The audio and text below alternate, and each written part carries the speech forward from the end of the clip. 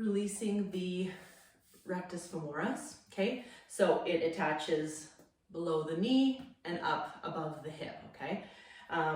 We can use foam rollers, we can use balls. I like to use the tune-up balls because it kind of like cuts through some of the striation of the muscle, and you can kind of get a little bit more specific into some of the grooves of the ligamentous area and where the muscles tend to styrate.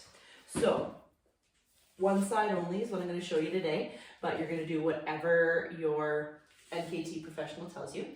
We're going to start at the hip, and we're not going to roll, but we are going to roll enough until we find that place of tension. Your NKT specialist might have told you exactly where you want to roll, and you might have experienced during your session where they were releasing, and that's kind of where you want to go to. But areas of tension or trigger point will always let you know with that number between 1 and 10, 10 being the most. So notice that my other leg is out to the side. Some people's legs do not do that comfortably without rotating their whole hips. So just put your leg where you need to. Again, you don't want to have any bony prominence on the hard floor because it's not very comfortable. And we want to make sure that you have lots of pad or carpet or something underneath you. Making sure you're not sinking into your shoulders, but you're holding yourself upright, your shoulder blades are backing down, and your abs are gently in. Nothing is like contracting like we're holding ourselves into a plank, because we want to be able to comfortably find that trigger point, okay? So you're going to get right onto that quadricep. It comes up a little bit more to the side, that rec fem, the biggest quad muscle, and you're going to hang out there. So notice I put my leg up to the side again. Again, it doesn't have to.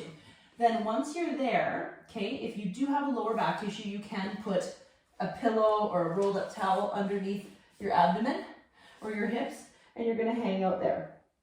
Now, that's why I like the balls, because it's not keeping my leg really, really high like a foam roller. And you're going to contract your quad. So now I'm kind of straightening out my leg. You can see contracting that quad. Again, we're going to get more of a release from the muscle if we contract it for that 5 to 12 seconds and then relax it. Notice that everything relaxed a little bit more, and that the fascia and the muscle just like fell right over top of that ball. So you can find that one spot. Sometimes after it releases, you might want to go just an inch or two below, an inch or two above, and side to side, making sure that you covered the whole area of that trigger point, because just covering that small area of the trigger point and holding it until you feel that significant decrease in number from 1 to 10, you will feel like right from the knee all the way up to the hip got a good release as well. So that's why we don't want to be doing just the rolling anymore. That more or less facilitates the muscle, and we want to actually relax that facilitated muscle. Okay, so we want to get that contractor or that adhesion out of that muscle, and then we would go and facilitate or contract whatever muscle is a partner or relationship to that one. So then we would contract the hamstring, let's say, because it's a good, easy opposing muscle.